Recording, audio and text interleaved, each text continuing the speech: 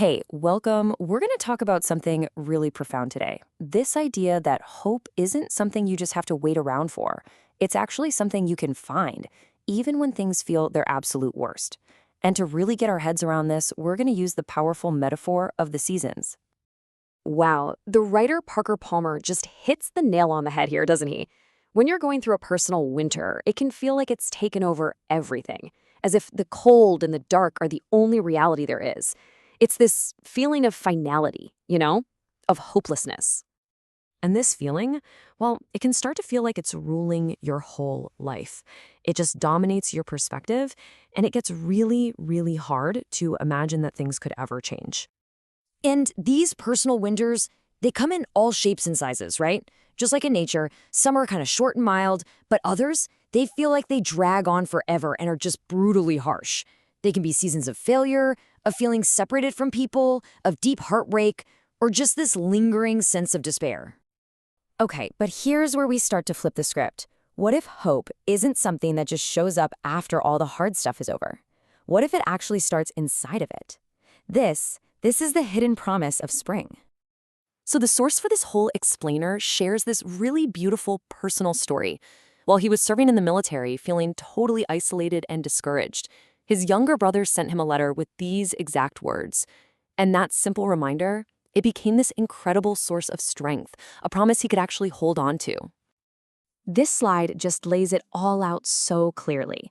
We usually think of life as this straight line. Winter ends, then spring begins. But the hidden truth is so much more powerful. Spring isn't just waiting in the wings. It's already there, germinating right in the middle of winter. That new beginning is already happening, even if we can't see it yet.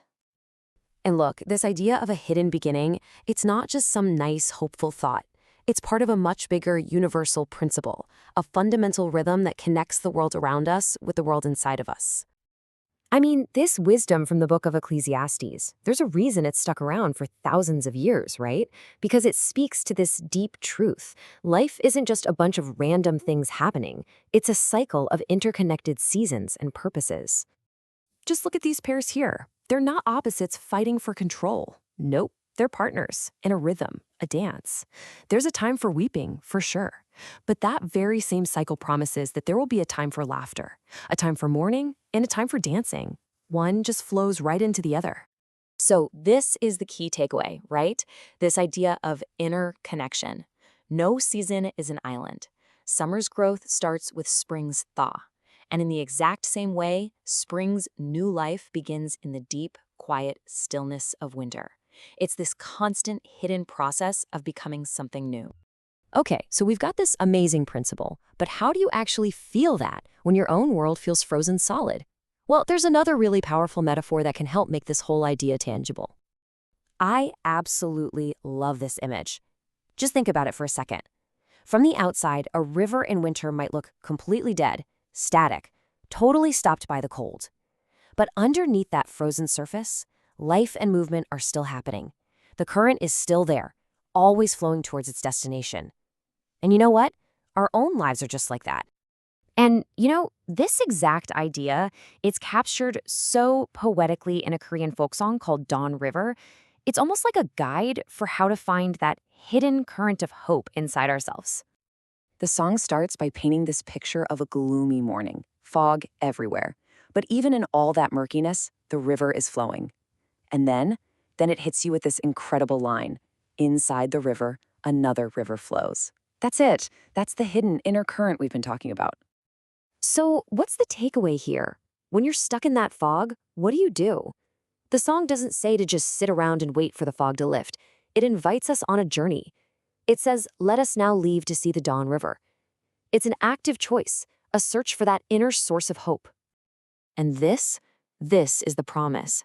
By actually connecting with that deep, ever-flowing current inside you, by dipping your feet in that river, the fog that's been clouding your vision will start to clear. Making contact with that inner life is what brings clarity. So you've got the inner connection, you've got the Dawn River, and they're both pointing to one final rock-solid truth that we can all hang on to. Look, Every single winter we face is going to be different, with its own unique challenges.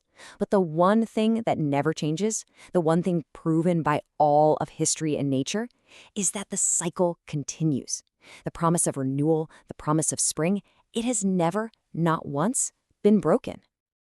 And that's really the bottom line, isn't it? It's not a question of if spring is coming, it's only a question of when.